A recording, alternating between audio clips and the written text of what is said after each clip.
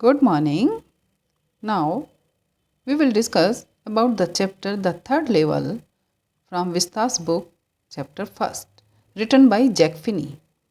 Now let's see who are the main characters of this story. Charlie is the protagonist of this story. He is a super sensitive and a highly imaginative character. Second, Lucia. She is a wife of Charlie. And next, Sam, the psychiatrist friend of Charlie. Sam is a perfect in his profession and he doesn't believe in mixing up his profession with his friendship. इस chapter में, इस story में एक word आता है, बार बार repeat होता है वो word, first day cover. First day cover means क्या होता है? Envelope that a stamp collector mails to himself. It means यानी कि जब कोई नया स्टैम्प रिलीज होता है तो स्टैम्प कलेक्टर्स जो होते हैं वो इस स्टैम्प को परचेज करते हैं और फिर उसे एनवेलप में रखते हैं. और एनवेलप में जब रखते हैं तो उसके साथ वो एक ब्लैंक पेपर रख देते हैं और उसको खुद के लिए ही पोस्ट करते हैं, जिससे जो पोस्ट ऑफिस वाले होते हैं उस पर उसी डेट की को वेरीफाई करके वो स्टैम्प लगा देते हैं. ओके. इस स्टोरी में जो नरेटर होते हैं, जो चार्ली होती हैं, वो क्या कहते हैं? वो कहते हैं कि एक ग्रैंड सेंट्रल स्टेशन के बारे में वो बताते हैं इस स्टोरी में, और जो न्यूयॉर्क में है. और वो कहते हैं कि इसमें 3 लेवल होते हैं, जबकि वहाँ पर 2 ही लेवल हैं.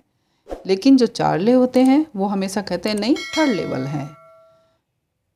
जबकि जो न्यूयॉर्क के प्रेसिडेंट हैं वो भी 2 ही लेवल बताते हैं.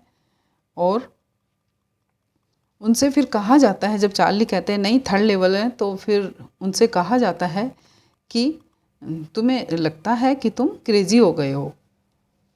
लेकिन वो अपने आप कि तुम अपना चेकअप वगैरह कराओ, तो कहता है नहीं, मैं चेकअप करवा चुका हूँ और मैं जो हूँ बिल्कुल ठीक हूँ, 3rd ही लेवल है. फिर वो अपने फ्रेंड साइकियाट्रिस्ट के पास जाता है. जब साइकियाट्रिस्ट के पास जाता है, उसका नाम है सैम, तो वो जब सैम से कहता है तो सैम भी उसको कहता है कि हाँ, कुछ लोग ऐसे ही होते हैं जो अपनी विश को फुलफिलमेंट करने के लिए वो हर समय कुछ ना कुछ वर्क करते रहते हैं और वो अपने वर्क में इतना खो जाते हैं कि हर समय वो ड्रीम देखते रहते हैं. सुबह उठते सोते हर समय ड्रीम में खोए रहते हैं अपनी फुलफिलमेंट करने के लिए, यानी कि अपने ड्रीम्स को पूरा करने के लिए वो खोए रहते हैं, वर्क करते रहते हैं. क्यों? और वो रियलिटी से दूर चले जाते हैं. जो वास्तविकता होती है लाइफ की, जो रियलिटी होती है, उससे वो काफ़ी दूर चले जाते हैं. और उसका फ्रेंड जो सैम है वो ये भी कहते हैं कि उसने इमेजिन की है कि ये सब वो ही लोग करते हैं जो वास्तव में जो बहुत ही ज़्यादा क्रेजी होते हैं वर्क के पीछे. और उसको ये भी कहते हैं सैम कि तुम अपनी लाइफ में हैप्पी नहीं हो, खुश नहीं हो अपनी लाइफ में, तुम इनसिक्योर हो और इस मॉडर्न वर्ल्ड में जो हो तुम वास्तव में रियलिटी से दूर भागना चाहते हो. तुम इतना वर्क करते हो कि इसी के कारण तुम कभी तो स्टैम्प कलेक्शन करने लगते हो और कभी इमेजिन करने लगते हो, कभी 3rd लेवल की बात करते हो. तो फिर चार्ली कहते हैं, जब इस तरह से सैम उनको कहते हैं तो चार्ली कहते हैं अच्छा, मैं तुम्हें क्रेजी लगता हूँ? नहीं, मैं क्रेजी नहीं हूँ. तुम्हें पता है पुराने समय में जो मेरे ग्रैंडफादर थे वो भी स्टैम्प कलेक्शन क्या करते थे, लेकिन वो तो रियलिटी में जीते थे, वो भी तो करते थे. फिर वो कहता है, क्योंकि वो उनसे एग्री नहीं होता सैम से, अपने फ्रेंड से, जब वो उनके फ्रेंड सैम इस तरह से बोलते हैं तो वो एग्री नहीं होता उनसे. और फिर वो कहते हैं अच्छा देखो, रूजवेल्ट को कौन नहीं जानता? रूजवेल्ट कौन थे? जो अमेरिका के प्रेसिडेंट थे. वो कहते हैं जो इतने माइंडेड, इतने टैलेंटेड थे, जिन्होंने 2nd वर्ल्ड वॉर में अमेरिका को जिताया था, वो भी तो स्टैम्प कलेक्शन करते थे. क्या वो रियलिटी में नहीं जीते थे? वो कितने माइंडेड थे, कितने तेज थे, वो भी तो रियलिटी में जीते थे. फिर वो कहते हैं कि कैसे वो एक रात को जो है 3rd लेवल पर पहुंच जाते हैं. जब इस तरह से वो कहते हैं, क्योंकि ये स्टोरी जो है शुरू होती है चार्ली से ही. चार्ली अपने बारे में बताता है कि 13 years old चार्ली कौन है? 13 ईयर्स ओल्ड है और उसकी वाइफ का नाम क्या है? लूसिया। और वो अपनी वाइफ को बहुत ज़्यादा लव करता है। He loved his wife very much. एक दिन क्या होता है, वो लेट नाइट तक ऑफिस में वर्क करता रहता है और वो अपनी वाइफ लूसिया से मिलना चाहता है। तो वो जैसे ही अपना जल्दी जल्दी वर्क फिनिश करता है, फिनिश करके वो ग्रैंड रेलवे स्टेशन पर चला जाता है। वहाँ पर 2 ही लेवल होते हैं, लेकिन चार्ली जैसे पहले ही लेवल पर जाता है, फर्स्ट लेवल पर जाता है, तो उसने देखा कि उसकी जो ट्रेन है वो मिस हो चुकी है, छूट चुकी है। फिर वो सेकंड लेवल पर जाता है, वहाँ पर सब उसके जैसे ही लगते हैं, जैसे उसने कपड़े पहने वैसे ही सबने पहन रखे थे, तो उसको अपने जैसे ही सब लोग दिखाई दिए। But he was very sad when he found that he had missed the train on second level also. लेकिन वो बहुत उदास हो जाता है, बहुत दुखी हो जाता है जब उसने देखा फर्स्ट पे तो मिस हो ही गई थी उसकी ट्रेन, लेकिन सेकंड लेवल पर भी उसकी ट्रेन जो है मिस हो जाती है, तो बड़ा दुखी हो जाता है, उदास हो जाता है। फिर वो वापस जाता है, वापस जाकर देखता है कि एक नया रास्ता उसे मिलता है जिसे उसने पहले कभी नहीं देखा था। तो फिर वो सेंट्रल रेलवे स्टेशन को एक ट्री से कंपेयर करता है, क्योंकि ट्री भी क्या होता है, ग्रो होता रहता है, चेंजिंग होती रहती है उसमें।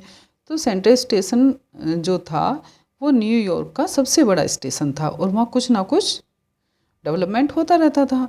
तो उसे लगा कि कुछ ना कुछ नया डेवलपमेंट हुआ होगा और आगे वो बढ़ता चला जाता है। जैसे ही आगे जाता है तो वो कुछ पीपल के उसे बोलने की आवाज़ आती है। जैसे ही वो आवाज़ सुनता है तो उसने सोचा कि वो सेकंड लेवल पर ही पहुंच गया है। लेकिन when he enter he thought, जब वो जैसे ही एंटर करता है तो वो सोचता है, क्या सोचता है कि यहाँ पर तो थर्ड लेवल भी है। उसे लगा कि शायद ये थर्ड लेवल है।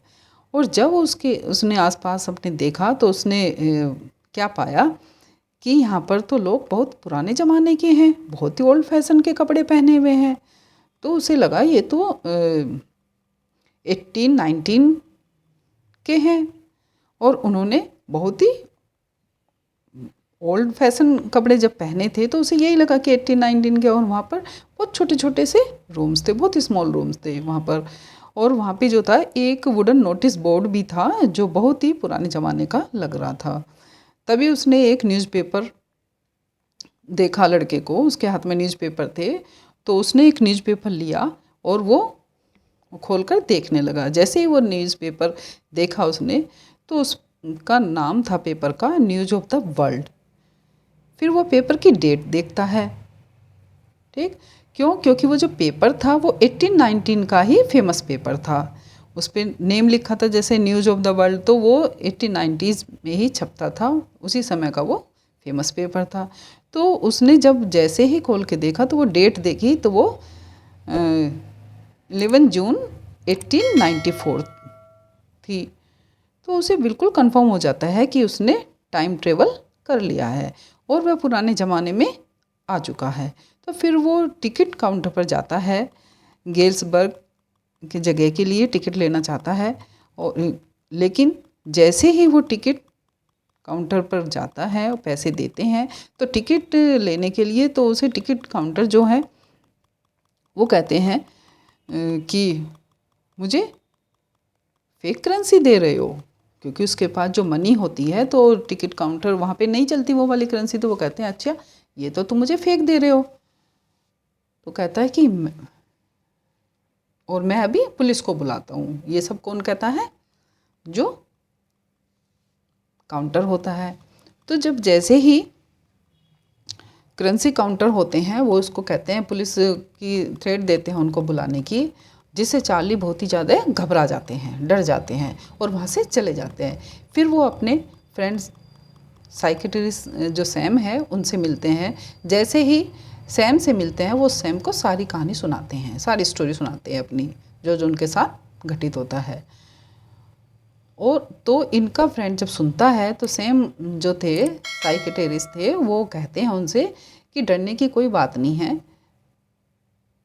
ये तो एक इल्यूजन है जो मॉडर्न वर्ल्ड का है और जो फुल ऑफ फियर है। यहाँ पर तो लोगों को क्या होता है, इनसिक्योरिटी रहती है। और इन सब से बचने के लिए लोग रियलिटी से दूर भागते हैं और एक ऐसी जगह का रिफ्यूज़ लेते हैं जो रियलिटी से वास्तव में बहुत ही दूर है।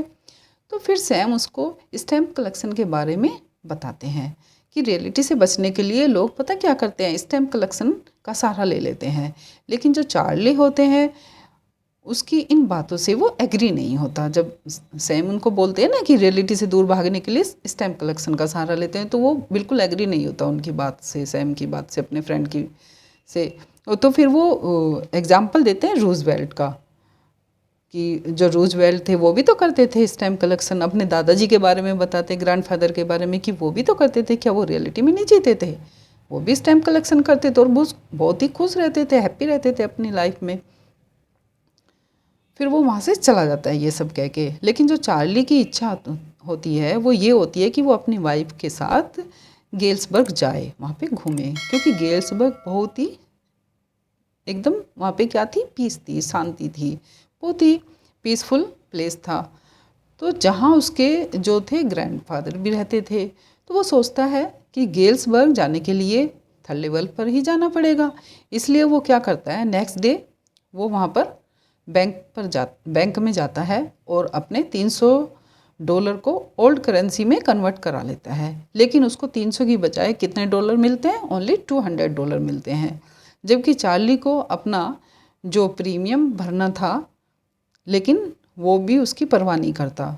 बिना करेंसी चेंज जब करता है तो स्टेशन पर, मतलब बिना परवाह किए वो करेंसी चेंज करा लेता है, क्योंकि उसे अपनी वाइफ के साथ जाना था वहाँ पे गेल्सबर्ग में घूमने।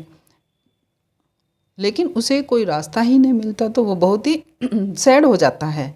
जैसे ही वो सैड होता है, बहुत ज़्यादा दुखी होता है, वो वापस अपने घर आ जाता है। तो उसे पता चला कि जो सैम है वो भी काफ़ी दिनों से मिसिंग है, वो दिखाई नहीं दे रहा।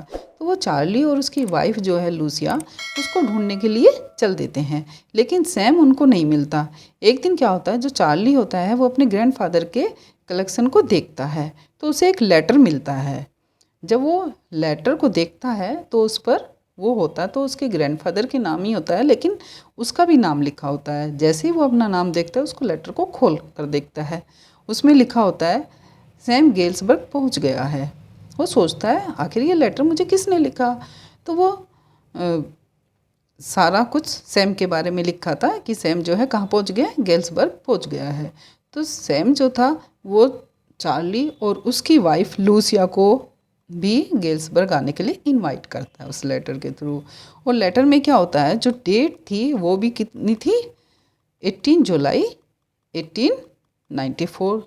तो इसे देखकर वो बहुत ही कंफ्यूज हो जाता है और जो कॉइन सेक्शन पर जाता है तो अगले दिन तो उसे पता चला कि सैम ने पहले ही $800 को ओल्ड करेंसी में कन्वर्ट करा लिया था। तो जब इस तरह से उसे पता चलता है तो वो चार्ली ने सोचा कि सैम भी, इसका मतलब क्या है, सैम भी टाइम ट्रेवल करके लूसबर्ग पहुंच गया है और अपना बिजनेस स्टार्ट कर चुका है और अब गेल्सबर्ग ही रहेगा। ओके, इस तरह से स्टोरी फिनिश हो जाती है। होप आपको ये क्लियर होगी। Thank you.